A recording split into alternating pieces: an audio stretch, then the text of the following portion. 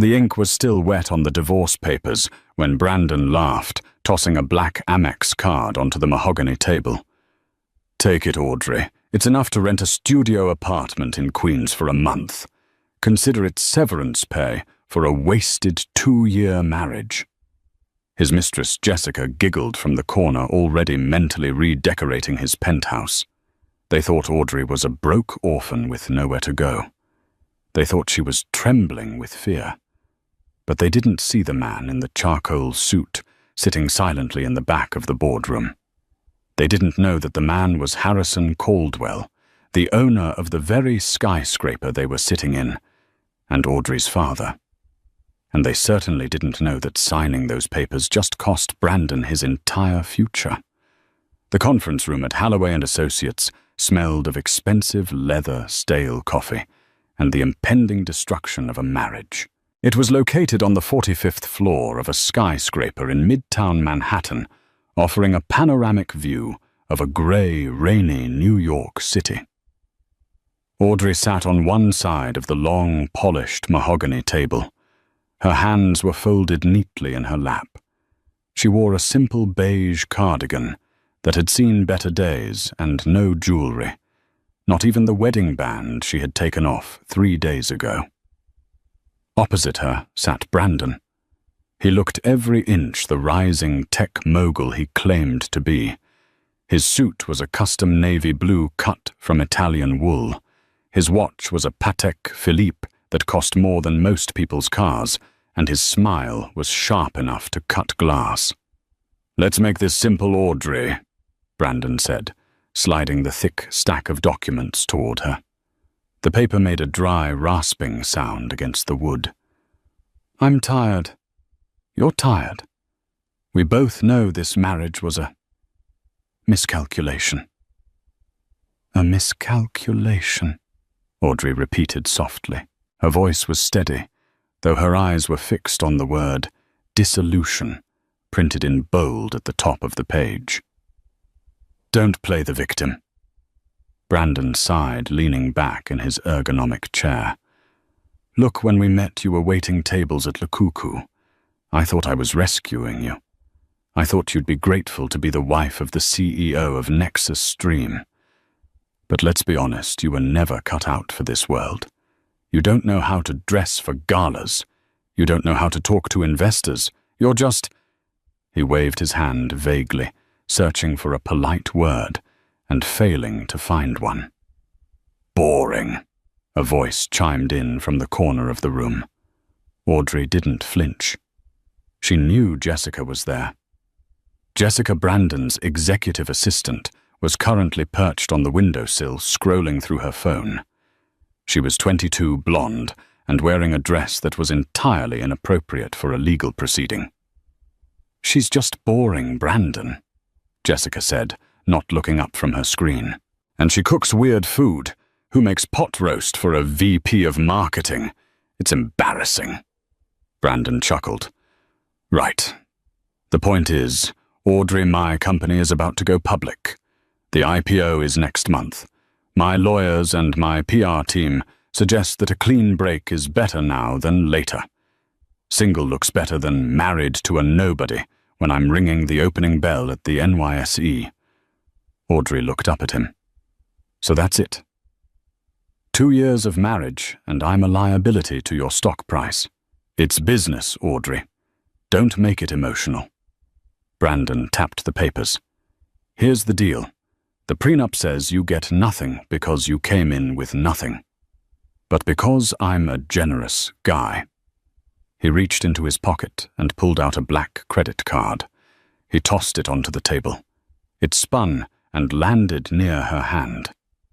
"There's $10,000 on that. Enough to get a deposit on a place in, I don't know, New Jersey, Queens, somewhere cheap. And I'll let you keep the Honda." The lawyer sitting next to Brandon, a sweating man named Mr. Gables, cleared his throat. "Mr. Cross, technically the Honda is leased under the company now." "Let her keep the damn Honda, Gables," Brandon snapped. "I'm feeling charitable." He looked back at Audrey with a smirk. "See, I'm a good guy. Now sign the papers. I have a lunch reservation at Per Se at 1. Audrey looked at the papers. Then she looked at the credit card. $10,000. 2 years ago, she had met Brandon when he was just starting Nexus Stream. He was stressed, barely making payroll and eating takeout at the diner she worked at for fun to clear her head from her studies. He hadn't rescued her. She had listened to his pitches. She had organized his chaotic schedule before he could afford Jessica. She had even used her own savings money, she claimed was an inheritance from a grandmother, to cover the rent on their first office space when his investors pulled out. He had forgotten all of that. "You really think I'm after your money, Brandon?" Audrey asked quietly. "Everyone wants money, Audrey. Especially people like you who don't have any." Brandon scoffed. "Just sign. Stop dragging this out. Unless you're waiting for a miracle." Audrey took a breath. She reached into her bag. Brandon flinched, perhaps expecting a weapon or a lawsuit. Instead, she pulled out a cheap plastic ballpoint pen. "I don't want your money, Brandon," she said, "and I don't want the Honda." "Suit yourself." Brandon laughed. "More for me. Just sign the line." Audrey uncapped the pen. She didn't look angry. She didn't look sad. She looked relieved. As the tip of the pen touched the paper, the heavy oak door at the back of the conference room creaked open. The room fell silent as the door opened. Usually in a high-stakes divorce meeting at Halloway and Associates, interruptions were forbidden. Mr. Gables, the lawyer, immediately stood up, his face flushing red. "Excuse me," Gables barked. "This is a private mediation. You cannot just walk in here." A man stepped into the room. He was older, perhaps in his early 60s, with silver hair swept back impeccably. He wore a charcoal three-piece suit that didn't scream money. It whispered it. It was the kind of tailoring where no label was visible, because the tailor knew the client's name was the only brand that mattered. He walked with a cane, not out of necessity, but as an accessory of authority. He didn't say a word. He simply walked to the far end of the room, pulled out a chair in the shadows, away from the main table, and sat down. "Who is this?" Brandon demanded, spinning his chair around. "Security, Gables, call security." The old man rested his hands on the top of his cane and looked at Audrey. His eyes were a piercing, icy blue, identical to hers. "I am an observer," the man said. His voice was deep, gravelly, and carried an accent that sounded like old New York money mixed with European boarding schools. "Please, continue. Do not mind me." "An observer," Jessica scoffed, hopping off the windowsill. "What is this, a spectator sport? Get out, old man. Brandon, make him leave. He smells like mothballs." Brandon stood up, adjusting his cuffs aggressively. "Look, whoever you are, get out. I'm Brandon Cross, CEO of Nexus Stream. I rent this entire floor for my legal counsel. You are trespassing." The old man didn't blink. He reached into his breast pocket, pulled out a pair of spectacles, and put them on. "You rent the legal services, Mr. Cross. You do not own the building. As I understand it, the building belongs to Caldwell Holdings." Brandon paused. "So what are you, the janitor, checking the lights?" "Something like that," the man said dryly. "I was told there was a dispute regarding assets. I enjoy watching how the up-and-coming generation handles business." Mr. Gables, the lawyer, suddenly went very pale. He squinted at the man in the back. He looked at the silver hair, the specific cut of the lapel, the gold signet ring on the pinky finger. "Mr. Cross," Gables hissed under his breath. "Sit down." "What?" Brandon snapped. "Just sit down," Gables whispered, his voice trembling. Let him stay. Why? Because if we cause a scene, the building management might revoke our lease privileges. Gables lied, sweating profusely. He knew exactly who the man was. He had seen his face in the lobby portrait every morning for 15 years. But fear paralyzed him. If he told Brandon that Harrison Caldwell, the billionaire recluse of Manhattan, was watching, Brandon would act fake. And Gables had a feeling the old man wanted to see the real Brandon. Brandon rolled his eyes and sat down. Fine, whatever. If the old geezer gets his kicks watching a divorce, let him watch. It's over anyway. He turned back to Audrey. You see what I have to deal with, incompetence everywhere. Now sign. Audrey hadn't looked at the old man. She kept her eyes on the paper. Are you sure about this, Brandon? Audrey asked one last time. Once I sign this, there is no going back. I walk out of here, and I am no longer your wife. You lose all claim to me, and I lose all claim to you. Total separation. That is literally the dream, Audrey. Brandon smirked. I'm signing a deal with the Caldwell Group next week. Do you know who they are? Of course you don't. They are the biggest venture capital firm in the country. Harrison Caldwell is going to personally vet my company for a $100 million injection. I need to be a bachelor. I need to be free of baggage. From the back of the room, the old man made a sound. It sounded like a cough, or perhaps a suppressed laugh. Baggage, the old man repeated. Is that what a wife is? Brandon didn't turn around. A wife who brings nothing to the table. Yes, she's dead weight. I need a partner who fits my image, like Jessica. Jessica beamed, walking over to wrap her arms around Brandon's neck. Baby, tell him about the engagement party. Audrey froze. The pen hovered over the signature line. Engagement party. Brandon shrugged, not looking guilty in the least. Well, since we're signing today, I figured why wait. We booked the Plaza Hotel for this Saturday. It's going to be a double celebration, my divorce and my engagement to Jessica. It's going to be the event of the season. High society investors press. He looked at Audrey with mock pity. I'd invite you, but security will have a list. Audrey felt a coldness settle in her chest. It wasn't heartbreak anymore. It was clarity. You booked the Plaza, Audrey said. Grand ballroom, Jessica bragged. Top shelf everything. $10,000 for flowers alone. Interesting, Audrey murmured. She looked past Brandon, past Jessica, and her eyes met the old man's eyes in the back of the room. The old man gave her a barely perceptible nod. It was a signal. Permission granted. Audrey pressed the pen to the paper. She signed her name in a fluid, elegant script. Audrey Caldwell Cross. Then she flipped to the next page. Audrey Caldwell Cross. And the final page, oh, she capped the pen. Done, she whispered. She pushed the papers across the table to Brandon. Finally. Brandon grabbed them, checking the signatures. God, that was painful. Gables, file these immediately. I want the decree absolute by Friday. He stood up, buttoning his jacket. He grabbed Jessica's hand. Come on, babe. Let's go celebrate. I need a drink. He looked at Audrey one last time. She was still sitting there, hands folded.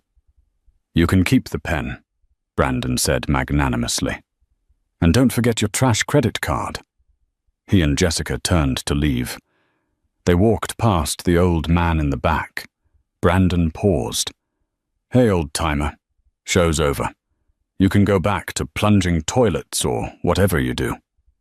The old man didn't move. He just smiled, a cold, shark-like smile. The show, the old man said, has only just begun, Mr. Cross. Brandon frowned, confused for a second. but then shook his head and stormed out of the room, Jessica's heels clicking loudly behind him. The door slammed shut. The room was quiet. Mr. Gables, the lawyer, was trembling so hard his glasses slid down his nose. He stood up and bowed deeply to the man in the back. "Mr. Caldwell," Gables stammered. I had no idea." Harrison Caldwell ignored the lawyer. He stood up, leaning on his cane, and walked toward the table where Audrey sat. Audrey didn't stand up. She just looked down at her hands. Harrison reached the table. He looked at the signed divorce papers, then at the black credit card Brandon had thrown, and finally at the young woman. "He called you baggage," Harrison said softly. Audrey looked up, tears finally welling in her eyes, though she refused to let them fall. "Hi, Daddy." Harrison Caldwell, the billionaire owner of the building, the head of the Caldwell Group, and the man Brandon was desperate to impress next week, sighed. He reached out and placed a warm hand on her shoulder. "I told you he was a fool, Audrey," Harrison said, "but I never realized he was suicidal." Harrison picked up the credit card Brandon had thrown the severance of $10,000. He inspected it with distaste. $10,000, Harrison mused, for the heiress of the Caldwell Empire. He tossed the card into the trash can in the corner. "Come, my dear, we have much to do. If he wants an engagement party at the plaza on Saturday, I think we should ensure he gets exactly what he deserves. He thinks he booked the grand ballroom, Daddy." Audrey wiped her eye. "But doesn't Uncle Cyrus own the plaza?" "He does." Harrison smiled wicked. "And I think it's time Brandon learns that in this city you don't bite the hand that feeds you, especially when that hand is holding your entire mortgage." Harrison offered his arm to his daughter. "Let's go shopping. You need a dress for an engagement party." While Brandon was hailing a yellow cab because the Uber surge pricing was ridiculous, despite just bragging about his millions, a convoy of 3 black Escalades pulled up to the curb of the skyscraper. Audrey walked out of the revolving doors, her arm linked with Harrison's. The doorman who had ignored Audrey every morning for the past 2 years when she brought Brandon his forgotten lunch nearly tripped over his own feet. He recognized the man. Everyone in New York recognized Harrison Caldwell. "Good afternoon, Mr. Caldwell," the doorman stammered, rushing to open the back door of the lead SUV. "Afternoon, Higgins." Harrison nodded, knowing the man's name because he owned the staffing agency that employed him. "Please ensure my daughter gets in safely." The doorman froze. "Your daughter, sir?" He looked at Audrey. The woman in the beige cardigan. The woman he had seen crying in the lobby just last week when her husband berated her for being 5 minutes late. Audrey smiled, but it didn't reach her eyes. "Hello, Higgins." She slid into the leather interior, the scent of fresh orchids greeting her. Harrison climbed in beside her. The door shut, sealing out the noise of midtown Manhattan. "Home, sir?" the driver asked. "The Hamptons estate driver," Harrison said. "We need to clear our heads, and call Cyrus. Tell him I need the Pearl Suite at the plaza prepared for Saturday, and tell him to double the security detail." As the car merged into traffic, Audrey leaned her head back against the seat. The silence was heavy. "I'm sorry I didn't tell him sooner," Audrey whispered. I wanted to know he loved me. Not the money, not the connections. Just Audrey." "And you found out," Harrison said gently. "It was an expensive lesson, my dear, but a necessary one. You spent 2 years playing the role of a supportive wife to a narcissist. You cooked, you cleaned, you balanced his books in secret. You even used your trust fund dividends to pay off his initial business loan anonymously." Audrey nodded. He thinks an angel investor saved him from bankruptcy. I am the angel investor, Harrison grunted. Or rather, you are. And next week, when he sits down to negotiate with the Caldwell Group for his IPO funding, he's going to realize that the angel has come to collect the debt. Meanwhile, across town, Brandon Cross was popping a bottle of Dom Perignon in his new office. The office was mostly glass and chrome, designed to intimidate visitors. Jessica was spinning in his chair, holding a glass of champagne. I can't believe she actually signed, Jessica laughed. I thought she'd fight for the apartment at least. She has no spine, Brandon sneered, kicking his feet up on the desk. That's her problem. She's small. Small-minded, small dreams. She was holding me back, Jess. Look at me now. Single stock price soaring, and in 3 days I'm announcing our engagement at the plaza. It's the power move of the century. His phone buzzed. It was an unknown number. This is Brandon Cross, he answered smoothly. Mr. Cross. A crisp, professional female voice spoke. This is Eleanor Strict, executive assistant to Harrison Caldwell. Brandon sat up straight, nearly spilling his champagne. He frantically motioned for Jessica to be quiet. Yes, Ms. Strict. An honor to hear from you. Mr. Caldwell has reviewed your preliminary proposal for Nexus Stream, the woman said. He is intrigued. He would like to attend your event on Saturday at the plaza. He believes it would be the perfect environment to assess your character before signing the funding checks next week. Brandon's heart hammered against his ribs. Harrison Caldwell was coming to his party. This was it. This was the golden ticket. If Caldwell backed him, Brandon would be on the cover of Forbes. That would be incredible. Brandon choked out. Please tell Mr. Caldwell he is the guest of honor. He will be there, the woman said. He will be bringing a companion, a silent partner in the Caldwell Group, who has final veto power on all investments. Impress them, Mr. Cross. They do not suffer fools lightly. The line went dead. Brandon let out a whoop of victory that echoed down the hallway. We did it. Jess Caldwell is coming. We are going to be billionaires. He grabbed Jessica and spun her around. I need a new suit. I need the best tailor in the city. And you go buy a dress that says trophy wife. We have to look perfect. Nothing can go wrong.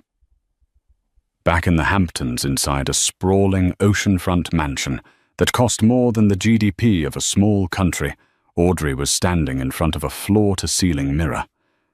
The beige cardigan was in the trash. She was wearing a silk robe. Behind her, a team of 3 stylists, flown in from Paris and Milan, were organizing racks of couture gowns. No, Audrey said, rejecting a pink chiffon number. Too soft. That was the old Audrey. She walked down the line of dresses. Her fingers grazed silks, velvets, and satins. She stopped at a gown that was the color of the midnight sky, a deep, shimmering obsidian blue with diamond accents woven into the bodice. It was structured sharp and commanded attention. This one, she said. A bold choice, Miss Caldwell, the stylist said. This is from the Vange collection. It is meant for a woman who is hunting. Audrey smiled. It was the first genuine smile she had worn in months. It was cold, and it was dangerous. Exactly, she said. I'm not going there to celebrate an engagement. I'm going there to attend a funeral. A funeral, Miss... Yes. Audrey turned to the mirror, her blue eyes flashing. The funeral of Brandon Cross's career. Saturday night arrived with a humid electric tension in the air. The Plaza Hotel, an icon of New York luxury at the corner of Central Park South, was glowing. Limousines lined up 3 deep at the entrance. The paparazzi were out in full force, tipped off by Brandon's PR team that a major tech announcement was happening. Inside the grand ballroom, the scene was one of excessive opulence. Brandon had spared no expense, mostly because he had put it all on company credit, assuming the Caldwell investment would cover it later. Crystal chandeliers the size of small cars hung from the gold-leafed ceiling. Waiters in white tuxedo jackets moved like ghosts through the crowd, offering flutes of vintage champagne and trays of caviar. Brandon stood at the top of the grand staircase, gripping the banister. He was sweating. "Stop fidgeting," Jessica hissed. She was wearing a red dress that was tight enough to cut off circulation covered in sequins. It was flashy expensive and lacked all subtlety. "You look like you're guilty of something." "I'm nervous, Jess," Brandon muttered, scanning the crowd below. "Caldwell isn't here yet. It's 8:00 p.m. The invitation said 7:30. Billionaires are always late," Jessica dismissed. "Look, there's the VP of Goldman Sachs. Go say hi." The room was filled with the sharks of Wall Street. Men in $5,000 suits and women dripping in diamonds. But there was a strange energy in the room. Whispers. Mr. Gables, the lawyer who had overseen the divorce 3 days ago, was standing near the bar drinking scotch as if it were water. He looked pale. Every time the ballroom doors opened, he flinched. "Gables," Brandon shouted, descending the stairs. "Why do you look like you've seen a ghost? Cheer up, tonight is the night." Gables looked at Brandon with a mixture of pity and terror. "Mr. Cross, have you checked the guest list properly?" "Of course," Brandon scoffed. "Why?" "No reason," Gables mumbled, turning back to his drink. "Just good luck." At that moment, the music, a live string quartet playing Mozart, stopped abruptly. The heavy double doors at the entrance of the ballroom swung open. A hush fell over the room. It wasn't the polite silence of arrival. It was the awed silence of power entering a vacuum. Harrison Caldwell stood in the doorway. He looked like a king returning to his court. He was wearing a tuxedo that fit so perfectly it looked like a second skin. He held his cane, his silver hair gleaming under the chandeliers. The room gasped. Harrison Caldwell never went to parties. He was a myth, a recluse. His presence here validated Brandon Cross instantly. Brandon's face lit up. He smoothed his jacket and began to rush forward. "Mr. Caldwell, you made it." But Harrison didn't move.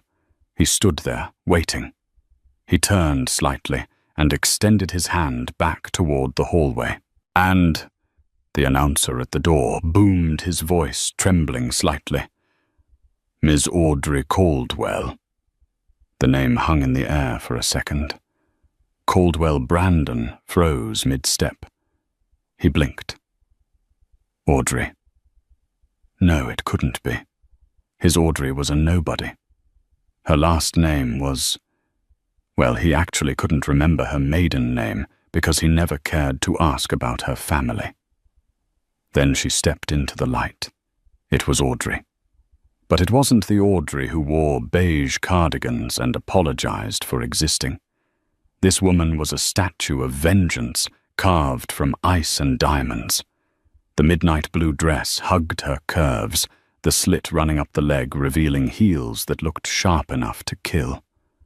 Her hair, usually tied in a messy bun, was cascaded in polished waves over her shoulders. Around her neck sat a sapphire necklace that was famously owned by the Russian Romanov family, a piece of jewelry worth more than Brandon's entire company. She took her father's arm. She lifted her chin. Her eyes swept the room, dismissing the hundreds of guests until they locked onto Brandon. She didn't smile. She just stared. "Oh my God," Jessica whispered, dropping her clutch. "Is that the wife?" Brandon felt the blood drain from his face.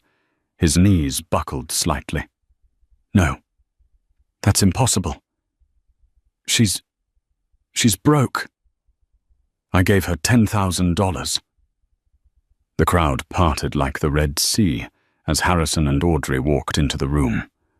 The silence was deafening. Every eye was on them. Brandon, operating on pure adrenaline and denial, forced a smile onto his face and stepped into their path. "Mr. Caldwell." Brandon's voice cracked. He cleared his throat. "Welcome. And, Audrey, what are you doing here? Did you get a job catering?" It was a stupid thing to say, a desperate thing to say. The crowd murmured. Someone laughed nervously. Harrison Caldwell looked at Brandon with a look of pure disgust. "Mr. Cross, you seem confused." Well, yes," Brandon stammered. "This is my ex-wife. I'm not sure how she got past security, but she didn't need to get past security." Harrison interrupted, his voice booming across the silent ballroom. "She owns the security company. In fact, she owns this hotel." The glass in Brandon's hand slipped. It shattered on the marble floor. Crash. "What?" Brandon whispered. "Allow me to introduce you properly," Harrison said, placing a hand on Audrey's back. "You know her as Audrey, the woman you divorced 3 days ago, because she was boring and brought nothing to the table. But the world knows her as Audrey Caldwell, my only daughter, the sole heir to the Caldwell fortune, and the majority shareholder of the venture capital firm you are begging for money." The room erupted. Gasps, whispers, and shocked exclamations rippled through the hundreds of guests. Phones were raised, recording the moment. Jessica took a step back, distancing herself from Brandon. Audrey took a step forward. The smell of her perfume, something expensive and rare, hit Brandon. "Hello, Brandon," she said. Her voice was smooth, confident, unrecognizable from the soft murmur he was used to. "You wanted a partner who fit your image. Remember, someone with connections, someone with money." She gestured to the opulent ballroom, the confused investors, the terrified lawyer. "Well, here I am," she said, "but I'm afraid my appearance fee is a little higher than $10,000. Brandon's mouth opened and closed like a fish. "Audrey, wait. Baby, I didn't know. You never told me. You never asked," she replied coldly. "You were too busy talking about yourself." "But the prenup." Brandon grasped at straws. "We signed a prenup. You get nothing." Mr. Gables, the lawyer, stepped forward from the crowd, looking like he wanted to die. "Actually, Mr. Cross." "Shut up, Gables," Brandon snapped. "No, let him speak," Audrey said. Gables wiped sweat from his forehead. "Mr. Cross, the prenup stated that both parties leave with what they brought into the marriage. Since Miss Caldwell brought in, well, billions in assets held in offshore trusts, and you brought in debt, the separation of assets is quite clear. Furthermore," Harrison interjected, enjoying the moment, "since you used Nexus Stream Company funds to lease the Honda she was driving, and since you admitted in a recorded legal proceeding that you were giving it to her, that constitutes a transfer of company assets. And since you just admitted to fraud by hosting a private party on company dime." Harrison leaned in close to Brandon. "I don't think we will be investing in Nexus Stream, Mr. Cross. In fact, I think my daughter, who sits on the board of the bank that holds your business loans, might be calling in your debts. Tonight." Brandon looked at Audrey. He looked at the woman he had discarded like trash. "Audrey," he pleaded, his voice trembling. "Please, it was a mistake. Jessica meant nothing. I was stressed. We can fix this. We can renew our vows right now. Look, everyone is here. Audrey looked at him. For a second, Brandon thought he saw pity. Then she laughed. It was a light, airy sound. Renew our vows? She asked. Brandon, I didn't come here to marry you. I came here to ruin you. She turned to the band. Play something festive, she commanded. I feel like dancing. As the music swelled, Brandon stood amidst the shattered glass of his champagne flute, watching the love of his life and the fortune he had chased for years spin away into the arms of a handsome European count who had just cut in. The trap had snapped shut, and Brandon was the rat caught in the middle. The music in the grand ballroom of the Plaza Hotel continued a lively Viennese waltz that clashed violently with the devastation unfolding in the center of the room. For Brandon Cross, the world had turned into a kaleidoscope of nightmare scenarios. 10 minutes ago, he was the king of New York. Now he was the court jester. He stood frozen as the crowd physically recoiled from him. In high society, failure is contagious, and humiliation is a terminal disease. No one wanted to be seen standing next to the man who had just divorced the Caldwell heiress for a secretary. Brandon, a voice hissed at his elbow. It was Jessica. He turned to her, desperate for an ally. Jess, listen, we need to spin this. We can say, I knew all along. We can say it was a strategic separation for tax purposes. Jessica looked at him as if he were a cockroach on the hem of her expensive dress. She wasn't looking at his face. She was looking past him at the handsome European count spinning Audrey around the dance floor. She was looking at the diamonds on Audrey's neck. You idiot! Jessica spat. You absolute moron. What, babe, we're in this together, Brandon pleaded, reaching for her arm. She snatched her arm away. Don't touch me. You told me she was a waitress. You told me she was a nobody. You made me look like a fool in front of Harrison Caldwell. I didn't know. That's worse, Jessica shrieked, her voice rising above the music. You lived with her for 2 years and didn't know she was worth billions. You're not a CEO, Brandon. You're a blind, incompetent loser. She pulled the engagement ring off her finger, a 3-carat diamond Brandon had bought on credit just yesterday, and threw it at his chest. I'm done. Don't call me. I need to go find someone who can actually pay for my Uber. Jessica stormed off, pushing her way through the crowd toward the bar, where she immediately began chatting up a vice president from J.P. Morgan. Brandon stood alone. The ring bounced off his chest and rolled under a table. He didn't even chase it. Suddenly, he was surrounded, not by well-wishers, but by the wolves he had invited. Cross. It was Simon Trent, one of his angel investors. Is it true? Does Caldwell hold the debt on the Series B round? Simon, let me explain. I don't want explanations. Trent barked. I want my capital out. If Harrison Caldwell is hostile toward you, this company is dead in the water. I'm triggering the clawback clause. Tonight. You can't do that, Brandon gasped. That will bankrupt the operating account. Watch me, Trent sneered. He pulled out his phone. I'm calling legal. Another man stepped up. It was the reporter from the Wall Street Journal, whom Brandon had begged to come. Mr. Cross, the reporter said, holding up a voice recorder. Can you comment on the rumors that you used corporate funds to pay for your mistress's apartment? Miss Caldwell just mentioned a forensic audit. No comment. Get that away from me. Brandon swatted at the recorder. Assaulting the press. The reporter smirked. That's going to look great in the Sunday edition. CEO melts down at ex-wife's victory party. Up on the balcony overlooking the ballroom, Harrison Caldwell and Audrey stood watching the chaos below. A waiter brought them fresh champagne.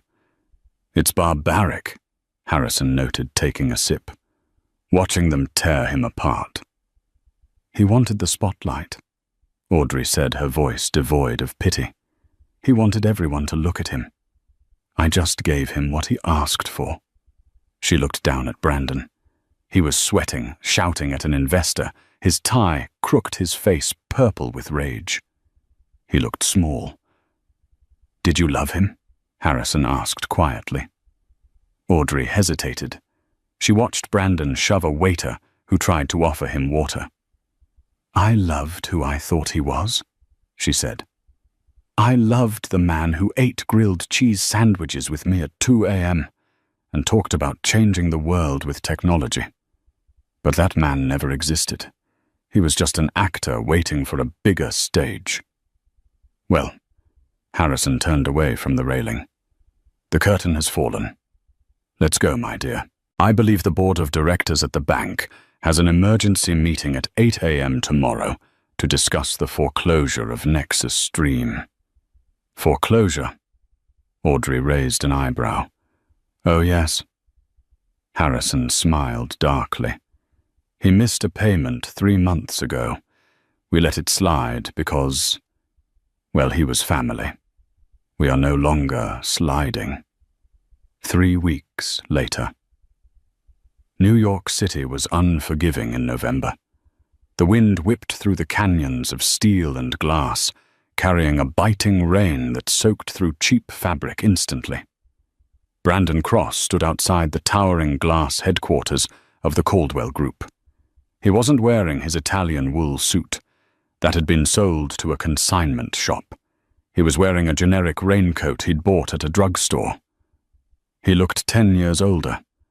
His face was gaunt, unshaven, and his eyes were hollow. The fall had been swift and total. The morning after the Plaza fiasco, the SEC had launched an investigation into his use of company funds.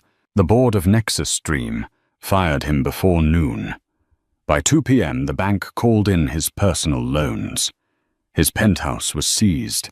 His car was repossessed. Even his credit cards were frozen.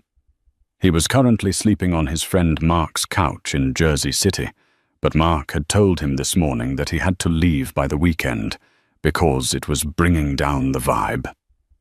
Brandon checked his watch. It was a cheap plastic digital one. 12:30 p.m. He knew she would come out now. She always took lunch at 12:30. He remembered that much at least. The revolving doors spun. Brandon's heart leapt. A group of executives walked out laughing, and there in the center was Audrey. She looked radiant. She wore a cream-colored power suit, her hair blow-dried to perfection. She was holding a tablet and talking to a man who looked like a senator. Brandon lunged forward. "Audrey!" The security guards at the entrance stepped forward instantly, their hands going to their belts. They saw a disheveled man shouting at the heiress. "Ma'am, step back," one guard barked. Audrey stopped. She looked up and saw him. She waved her hand at the guards. "It's okay, Frank. I know him." The guards hesitated, but stepped aside, forming a wall between Audrey and the street, leaving a 5-foot buffer. Brandon walked up to the line water dripping from his nose. "Audrey," he panted. I've been trying to call you. Your number changed." "It did," she said pleasantly. "How are you, Brandon?" "How am I?" Brandon laughed, a hysterical, jagged sound. "I'm ruined, Audrey. They took everything, the company, the apartment. I have $40 to my name." $40? "I remember having $40, Audrey said calmly.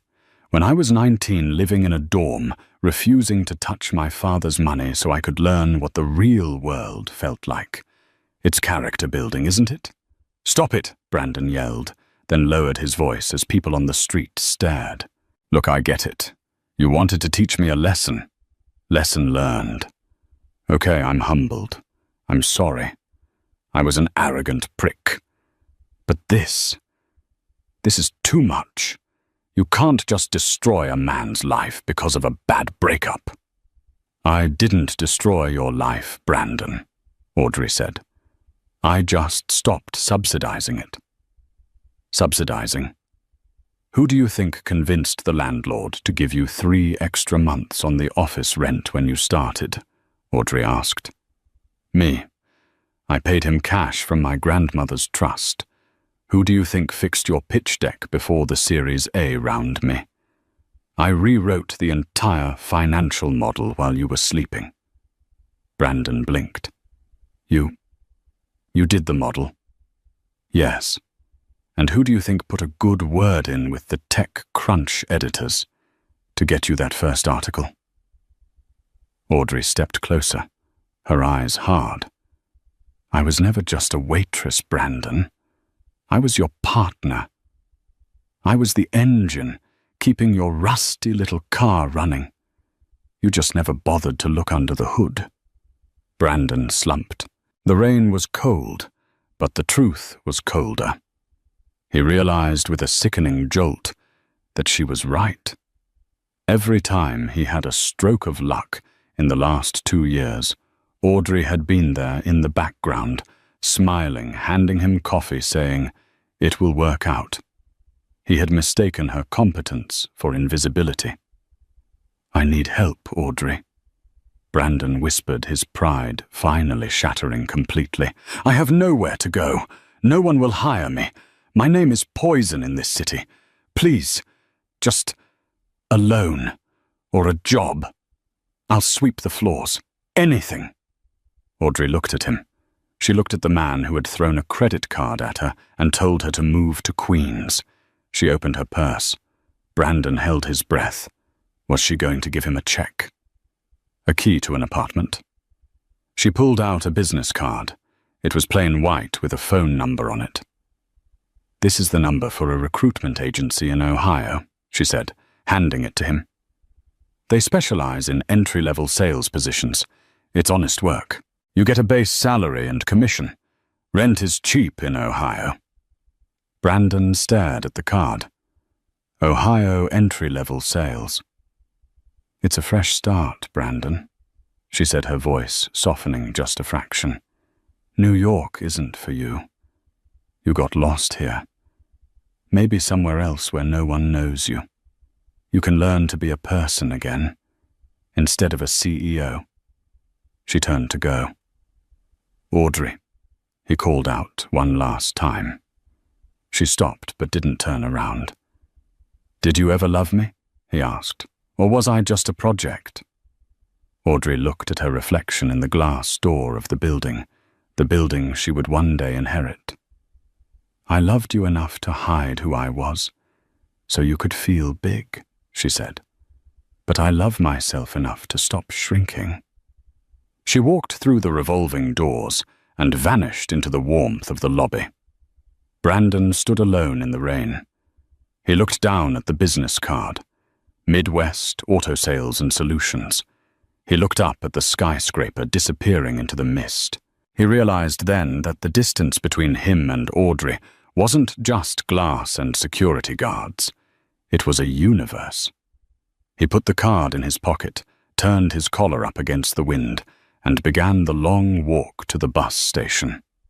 2 years had passed since the rain-soaked afternoon outside the Caldwell Tower. New York City had moved on, as it always does. The scandal of Nexus Stream's bankruptcy was now just a footnote in financial tabloids, a cautionary tale taught in business schools about the dangers of over-leveraging and underestimating your spouse. In the penthouse office of the Caldwell Group, Audrey sat behind the massive oak desk that had once belonged to her father. Harrison Caldwell had officially retired to a vineyard in Tuscany 6 months ago, leaving the empire in Audrey's hands. She wasn't the same woman who had sat in that dreary conference room wearing a beige cardigan. She was sharper, stronger. Her hair was cut into a chic bob, and she wore a tailored emerald suit that commanded respect. She was reviewing the quarterly philanthropic grants when her assistant, a young man named Leo, knocked on the door. "Ms. Caldwell," Leo said. "The mail came in. Most of it is standard, but there's a personal envelope. It has no return address, but it's postmarked from Columbus, Ohio." Audrey froze. Her pen hovered over the paper. "Ohio. Leave it, Leo." "Thank you." When the door clicked shut, Audrey stared at the envelope. It was cheap white paper.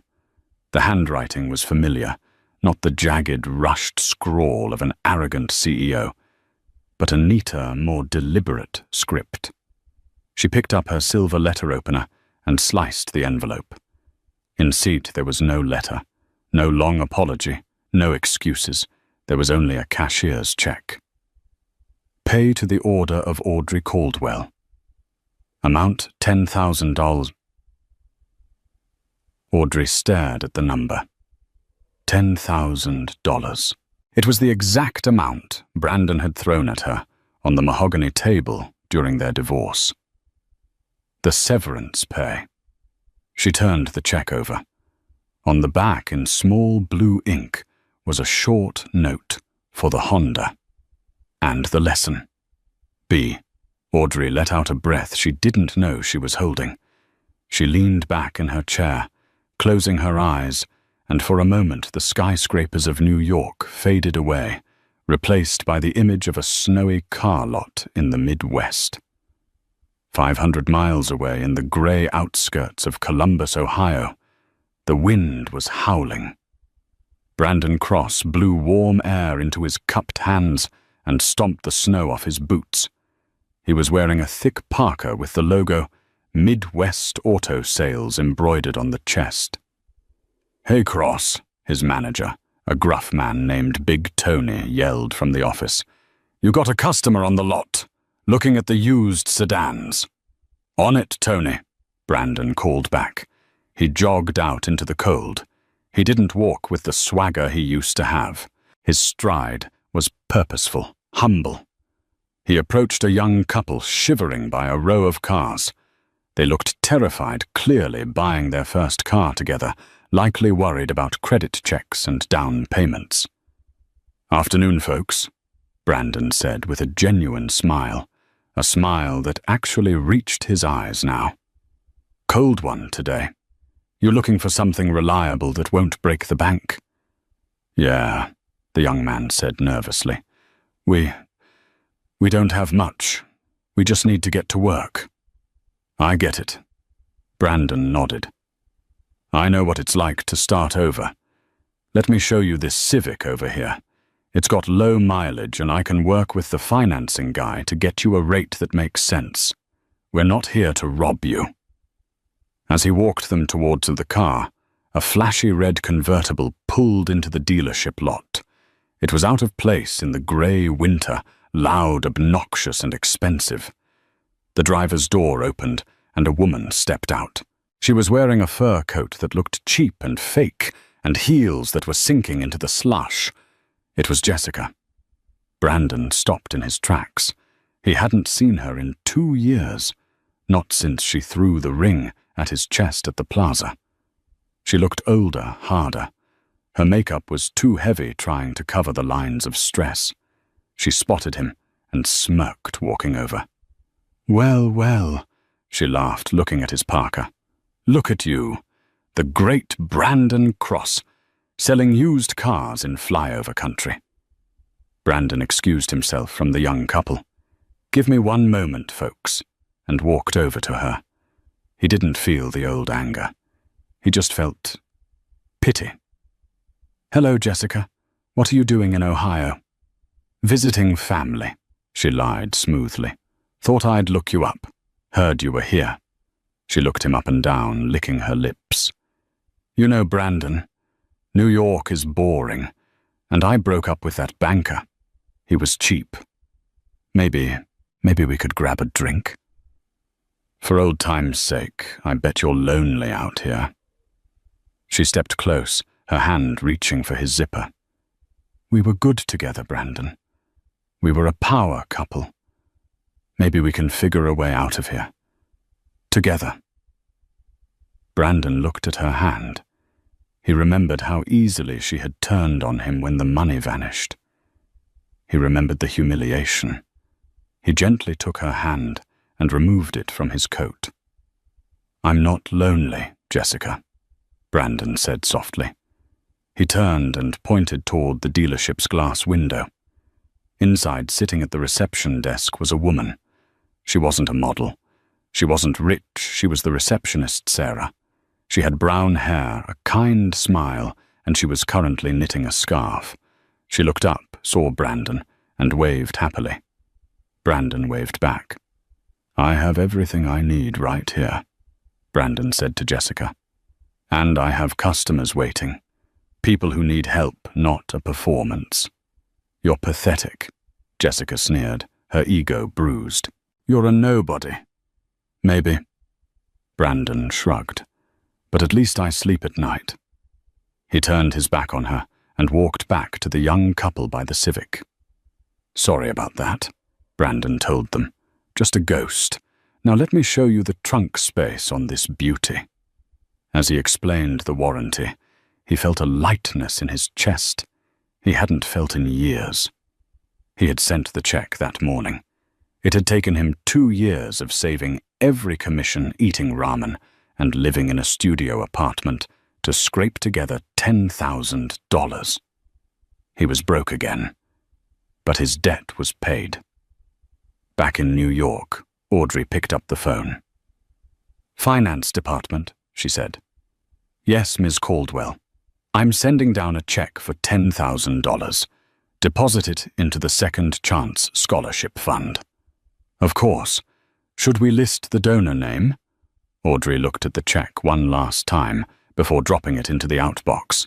She thought about the man she had married, the man who wanted to conquer the world, and the man who had finally learned that the world wasn't something you conquered, it was something you earned. "List the donor as anonymous," Audrey said. She stood up and walked to the floor-to-ceiling window. The sun was setting over Central Park, casting a golden glow over the city. She wasn't angry anymore. The karma had come full circle.